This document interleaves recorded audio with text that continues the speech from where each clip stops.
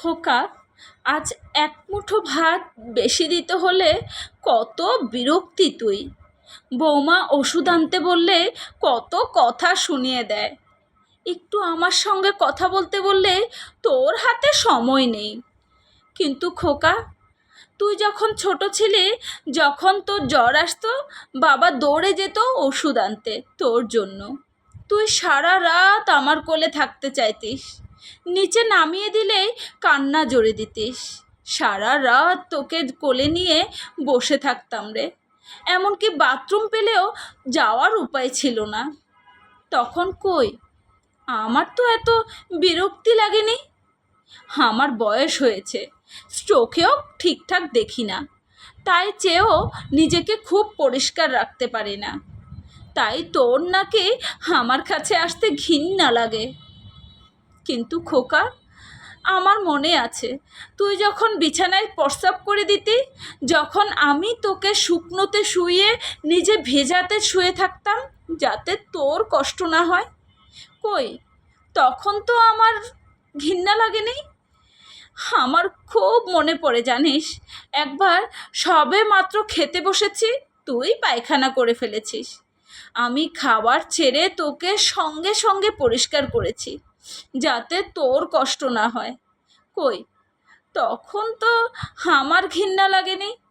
কিন্তু সময়ের পরিবর্তনে আমার সব কিছু তোর আজকে ঘৃণা লাগে, বিরক্তি লাগে। কেন বলতে পারিস? এত কথা শুনে বৃদ্ধার ছেলে সমরেশবাবু উত্তর হলো, এরকম কাজ সব মা করে থাকে। মা করবে না তো কে করবে? নিজের সন্তানের জন্য সব মা এমন করে থাকে, এ আবার নতুন কি? তাই নাকি খোকা? তাহলে বল, সন্তানের কি করণীয় বৃদ্ধা বাবা মার প্রতি? তখন সমরেশবাবু বলেন, কেন, তোমাকে তো আমি ভালোই রেখেছি, ঘর থেকে তো আর বের করে দিইনি।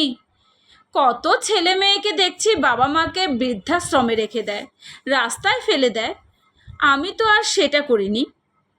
তখন বৃদ্ধা হাসতে হাসতে বলেন, আমাকে বৃদ্ধাশ্রমে পাঠিয়ে দিলেই তুই রাস্তায় ফেলে দিয়ে মাস গেলে বাবার পেনশনের টাকাটা তুমি কিভাবে পাবে? মায়ের মুখে এমন কথা শুনে সমরেশবাবু খানিকটা ঘাবড়ে যান। বৃদ্ধা তখন হাসতে হাসতে বলেন, আমি তোর মা, আমি তোকে খুব ভালো করেই জানি। তাই আমি ঠিক করেছি আমার দেখাশোনা করার জন্য একজন লোক রাখবো, যে আমাকে দেখাশোনা করবে, আমার প্রয়োজনীয় জিনিস এনে দেবে, আমার সঙ্গে দুটো কথা বলতে পারবে। তোর কাছে শুধু একটাই অনুরোধ, তুই আর বাবার পেনশনের টাকাটা নিবি না। ওই টাকা দিয়েই আমি আমার দেখাশোনা করার জন্য একজন লোক রাখবো। সমরেশবাবু এবার খানিকটা নরম সুরে বললেন, দেখো মা, বাবার পেনশনের টাকায় আমার সংসার অনেকটাই চলে। তুমি আমাকে সেই টাকা না দিলে আমার খুব কষ্ট হবে মা। আমি তোমার বৌমাকে বলবো আজ থেকে তোমার ভালো করে দেখাশোনা করতে, আর এবার থেকে তোমার কখন কি লাগবে আমাকে বলবে, আমি তোমাকে টাইম মেনে এনে দেব। ছোলের মুখে এমন কথা শুনে মাও রাজি হয়ে যায়। আসলে মা তো সন্তানের কষ্ট কোনো দিনেই দেখতে পারেন না, তাই সন্তানের এই মিষ্টি মিষ্টি কথায় বৃদ্ধা ভুলে গেছেন সব কিছু। আজ বৃদ্ধা বিছানাতে, পরিস্থিতি খুবই খারাপ।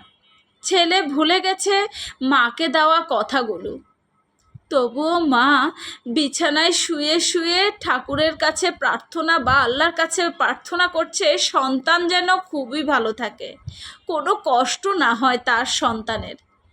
আসলে মা এমনই হয়। আজও মায়ের কোনো বিকল্প খুঁজে পাওয়া যায়নি। মা তো মাই। কথায় আছে না, গায়ের চামড়া কেটে জুতো বানিয়ে দিলেও মা বাবার ঋণ শোধ হয় না।